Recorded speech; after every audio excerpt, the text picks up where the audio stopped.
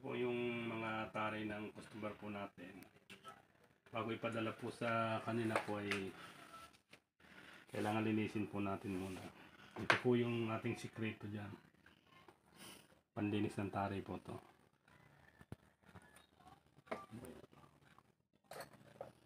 Lahat po to kailangan punasan po natin para malinis. Galing dun sa hasa po. Kailangan matanggal po yung lungs nya.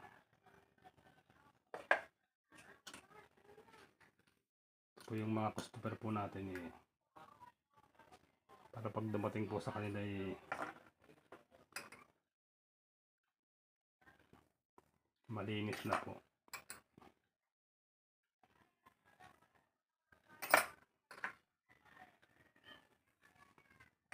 Aceton po lang to. Mas maganda pong palinis ng taray ito pag galing po sa hasa po. Natatanggal po yung mga dumi po niya. Kumikintab din po siya.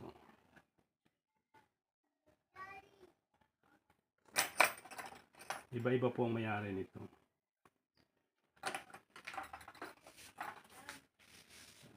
Iba nito po ay may ring po itong iba nito. Depende po sa gusto nyo. Kung gusto po nyo magpagawa may ring, half ring, wala pong problema po. Sa inyo po yung kung ano po yung gusto nyo po na ipagawa. Kasi minsan may gusto po na half ring. Depende rin po sa gusto nyong haba. Sabihin lang po nyo sa akin kung ano po yung haba ng mga tari na kailangan nyo.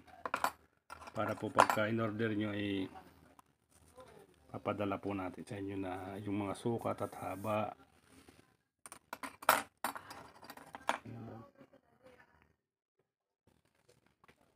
Ito po yung pinakamaganda. Lagi po yung halimbawa sa inyo, punasan po ng aceton kahit galing sa hasa po. Punasan nyo po yan. Oh.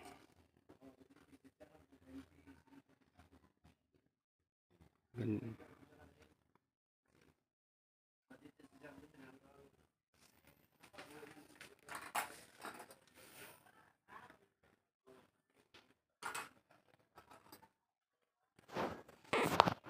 May ring po ito. Dito po galing yan. Circular po.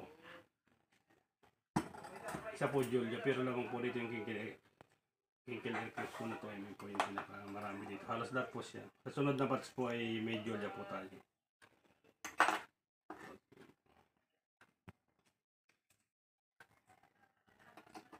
Maraming salamat po.